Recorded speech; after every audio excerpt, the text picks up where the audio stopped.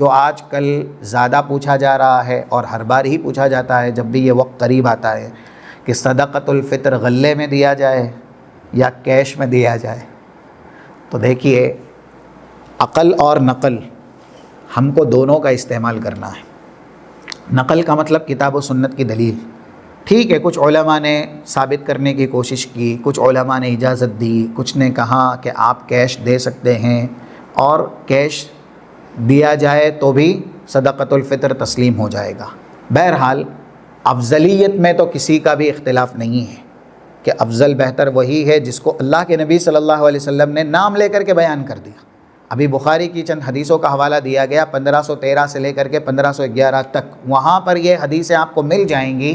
رسول اللہ نے لفظ استعمال کیا صاع من تمر، صاع من شعیر، صاع من زبیب، اور دوسرے صاع من عقط یا صاع من حنطہ۔ جب یہ سارے الفاظ ہیں کہ جو ایک ساتھ دیا جائے، پنیر ایک ساتھ دیا جائے، کھجور ایک ساتھ دی جائے یا گیہوں ایک ساتھ دیا جائے، جب یہ الفاظ رسول اللہ استعمال کر رہے ہیں غلے کے، تو اس کا مطلب یہ ہے کہ غلہ ہی دیا جائے۔ اگر مال دینا درست ہوتا، دینار درہم دینا صحیح ہوتا، تو کیا اس زمانے میں مال نہیں تھا؟ اس زمانے میں دینار اور درہم نہیں تھا؟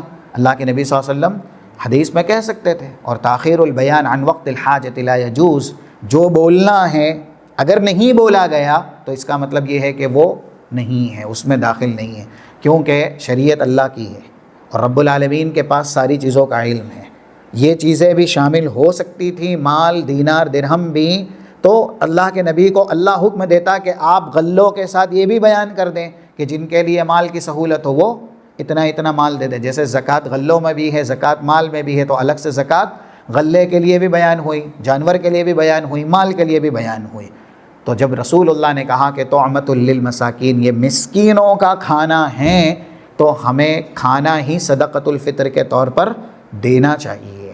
عقلی دلیل جو ہم نے ابھی کہی، نقلی دلیل تو ہم نے آپ کے سامنے بیان کر دی کہ رسول اللہ صلی اللہ علیہ وسلم نے غذاؤں کا نام لیا ہے، اس کا مطلب ہے کہ غذا دیں گے تو آپ کی عبادت یقینی طور پر ہو جائے گی۔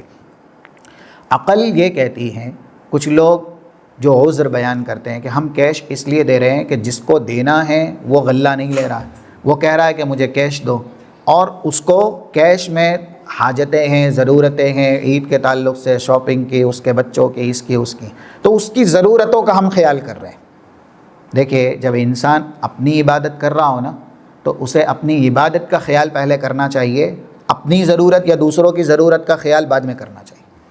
تو عبادت میں اپنی ضرورت کا بھی خیال، سہولت کا بھی خیال انسان کو نہیں کرنا، تو دوسروں کی ضرورت اور دوسروں کی سہولت کا آپ خیال کیسے کریں گے؟ اور یہ جو لوگ بھی انجام دیتے ہیں، یعنی کیش وغیرہ دیتے ہیں، ان کو اپنے اندر بھی شک رہتا ہے کہ کچھ علماء نے اجازت دی ہے، دلیل تو غلے کی ہے، تو کیا پتہ ہم جو کیش کی شکل میں دے رہے ہیں ہماری عبادت ہوگی یا نہیں ہوگی۔ اب اللہ کے نبی صلی اللہ علیہ وسلم نے یہ ضابطہ بیان کیا، صحیح مسلم 1599 نمبر کے اندر موجود ہے، اور عبادت انسان کرے تو یقین والی کرے نا۔ جب عبادت میں یقین ہی نہیں ہوگا تو عبادت قبول کیسے ہوگی؟ عبادت یقین والی کرنی چاہیے، اور یقین والی عبادت غلے کے طور پر ہو رہی ہے کہ غلہ آپ دے دیں، اس کے اوپر آپ کو یقین ہے کیونکہ رسول اللہ صلی اللہ علیہ وسلم نے بیان کیا ہے۔ کسی حدیث میں مال کا تذکرہ موجود نہیں ہے جو واضح ہو، جو صریح ہو، ٹھیک ہے، کچھ علماء نے حدیثوں کو بیان کیا ہے اور یہ کہا ہے کہ اس کا ثبوت مل جاتا ہے، لیکن اختلاف ہے۔ چند ایک ہیں جو مال کی اجازت دیتے ہیں صدقۃ الفطر میں، ورنہ تو زیادہ تر یہی کہتے ہیں کہ آپ جیسا بتایا گیا ہے ویسی عبادت کیجیے، اور اللہ کے نبی کہتے ہیں دع ما یریبک الی ما لا یریبک، جو چیز شک والی ہے اس کو چھوڑ دیجیے، جس میں شک نہیں ہے اس کو آپ پکڑ لیجیے۔ اور یہاں تک صحیح مسلم میں جس کا ریفرنس دیا گیا 1599، فمن اتقى الشبہات فقد استبرأ لدینہ وعرضہ ومن وقع فی الشبہات، جیسا کہ الفاظ ہیں دوسری جگہ وقع فی الحرام، جو شک شبہ سے بچا اپنا دین بچا لے گا، اپنی عزت بچا لے گا۔ شک شبہ میں گیا تو اس کا دین بھی گیا، کیونکہ وہ عین حرام میں واقع ہو جائے گا۔